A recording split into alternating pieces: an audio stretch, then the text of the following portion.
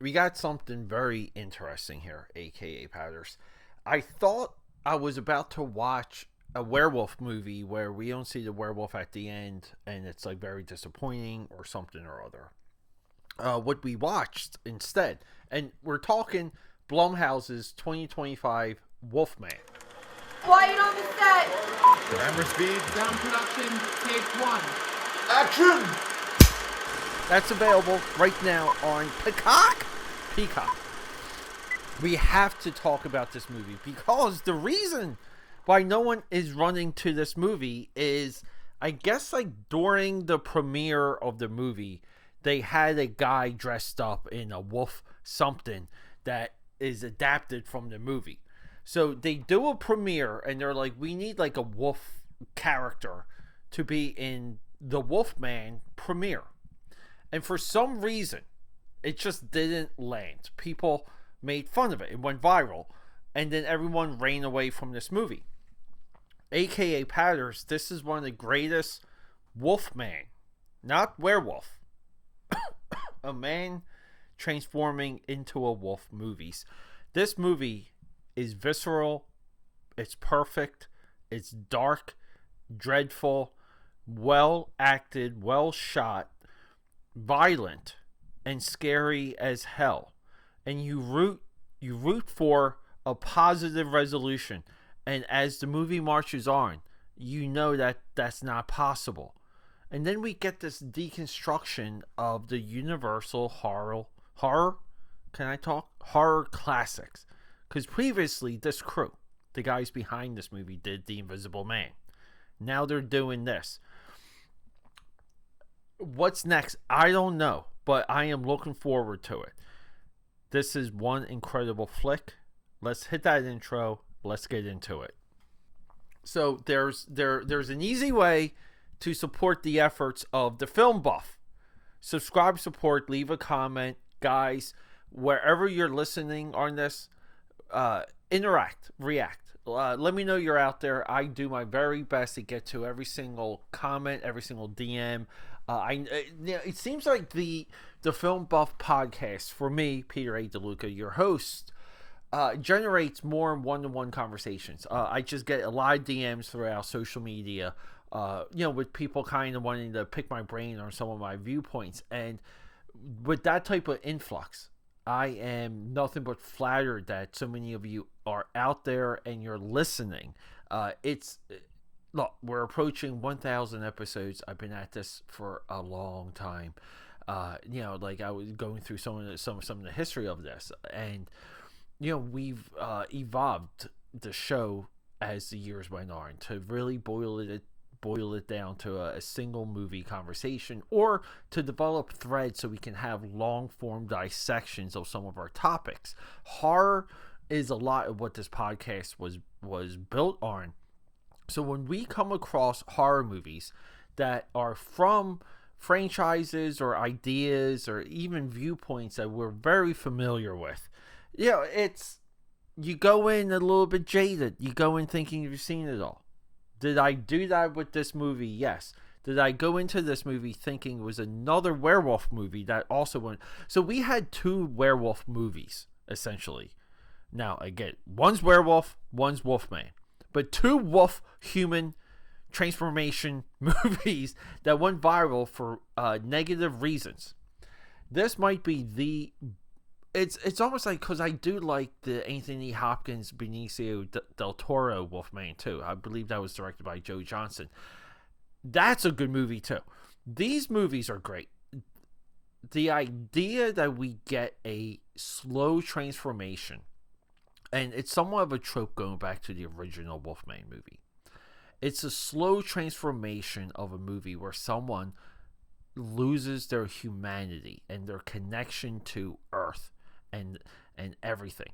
They're losing themselves to nature and it's primal, and their grip is slipping, and you watch this descent, and then everyone around them is at risk, because it's almost like a unstoppable killing machine is being formed in front of them, but you can't just run away from it because you're connected to it.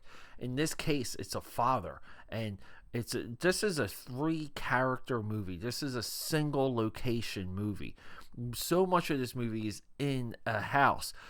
This movie is expertly designed, presented, and given to us. The music from this movie, Benjamin Wallachef, who we know him. Oh my God, amazing filmography. The easy one to go to is he's one of the guys behind the new Blade Runner, Hellboy, It Chapter 2, King of Thieves, Annabelle Creation. We like that movie. Hidden Figures, I watched it. Mortal Kombat, I watched Hidden Figures. I always plan to bring that one to you guys. Mortal Kombat, the new one, The Flash, Twisters. Sorry guys, haven't seen The Flash yet. Alien Romulus, Kraven the Hunter. This guy is he's doing Mortal Kombat 2. He's a weapon. This is one of the better. There's moments in this movie where the music is talking to us. The music is telling us the story. The cinematography, Stefan Dousko, amazing. And we know we're not in the woods. We're on set. We're using green screens. We're using the globe thing, the stadium globe that they make as a film set nowadays.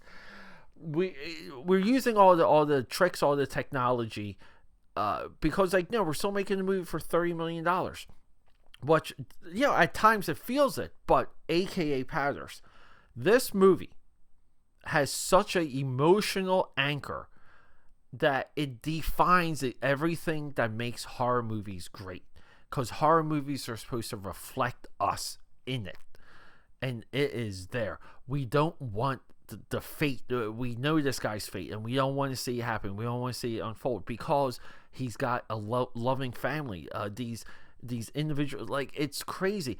He's got to fight his father in this movie. His father is a feral wolf man. It's the connections and the way how we draw out the narrative and put the pieces together as we go along. It's what makes this movie fun. Now, this movie is also violent. It's there. It's gritty. I don't know. Wolfman movies are amazing, and it might be my newer favorite genre of horror. I think you can do so much with the idea of a slow transformation, with the idea, with the membrane of the idea that holds everything together, is that we're going to lose our humanity piece by piece.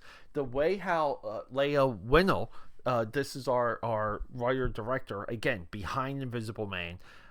We give all the credit to Blumhouse for really rewriting the Universal Monster script.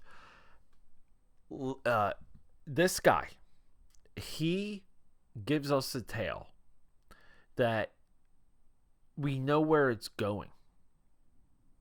Isn't that amazing? We know where the story's going. We see the beginning. We're like, oh God, okay, it's one. Okay, is it gonna be a hook? Is it gonna be the girl? Maybe is the daughter? Right? We know where this movie's going, but the way we get there, it's truly amazing.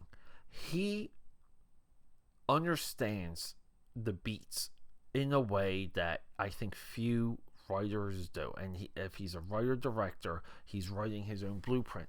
He wrote, guys, we have to talk about 2004 to 2006, 3 straight years. That's the Saw trilogy. Saw 1, 2, and 3 is a legit journey. Dead Silence, fun horror movie.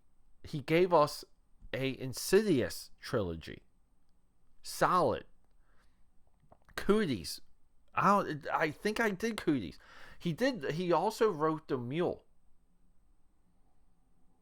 which is not the Clint Eastwood movie. It's slightly different. He wrote Insidious: The Last Key. We like that one too. He's the one that wrote Upgrade and directed Upgrade. So between Upgrade, Invisible Man, and Wolfman, this guy gave us 3 banger movies. Now, Insidious Chapter 3. I'm not 100% if I saw this one. I know I've seen Chapter 2.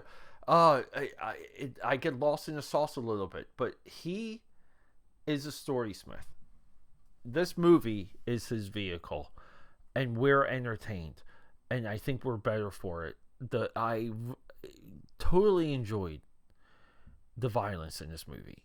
There's a scene where the father and the son, because they're both like wolf creatures at this point, but the father like keeps returning home. The way that we see how the father, there's shots where he just recognizes his wife and the daughter, and he kind of comes back to center. And these shots are so subtle and they're so serious. And then they're broken up because he starts to transform a little bit more, and then he coughs up blood and spits up fingers because he bit off his father's fingers. I mean, really wild stuff. The eventual and final reveal of what this creature is. It's a reveal we see coming because they're trying to jumpstart this pickup truck to get out of there, and the pickup truck works, but the windshield is just like covered with pollen and just stuff from being in the woods for too long, and you gotta wait, you gotta run the windshield wipers, and they do, and the wolf man, the father, is right there on their hood, and it makes you jump. It's just so shocking. It's very much there, and when the violence happens, you buy into it and you believe it, and the violence is limited because we have limited characters throughout this movie, so there's no like kill count that's built into the dough, that's baked into the dough, so to speak. The kill count is essentially on screen, and we are introduced to all the characters to kill in the first 5 minutes of this flick. This is an artful movie because, like I said, a lot of times the Wolfman, the revelations that he has, that we can see through his eyes, through the acting, when he sees his father's tattoo after killing his father, and he realizes who his father is, and the times where like the humanity comes through when he's talking or trying to listen to his wife, and then Leigh Whannell. I want to say Lee. It's Lee, but I want to say Leigh. Sorry for butchering your name. We have technology that comes in to show the transformation of how his perceptions and his hearing and his eyesight is transforming the way how he sees this world. And it's, again, the way that they use it, the way how they show it to us. It's so interesting, and it's a great use of technology in a movie. And like, you can say that, well, of course they have to use technology, but when it's used with like a level of intent, I'll always go there. Rennie Harlin's, he did a movie called Driven. They developed Driven Vision for that movie. It was awesome. It's probably, like, just visually like the best part of the movie, but it tells so much of the story of what these guys juggle and deal with when they're in the cockpit of the F1 racer. AKAPADers, we have a driven vision for this movie. Call it the Wolfman vision, and it's there. I mean, when he does his final transformation at the end, and we see the forest and the woods around him and the environment around him become a part of him. Again, I don't know. I mean, it's crazy that this movie hasn't caught fire. I'm happy and grateful to bring it to you guys. I hope you enjoy it. AKAPADers, check it out. The Wolfman. It's on Peacock. Let's go. Okay, that's a wrap.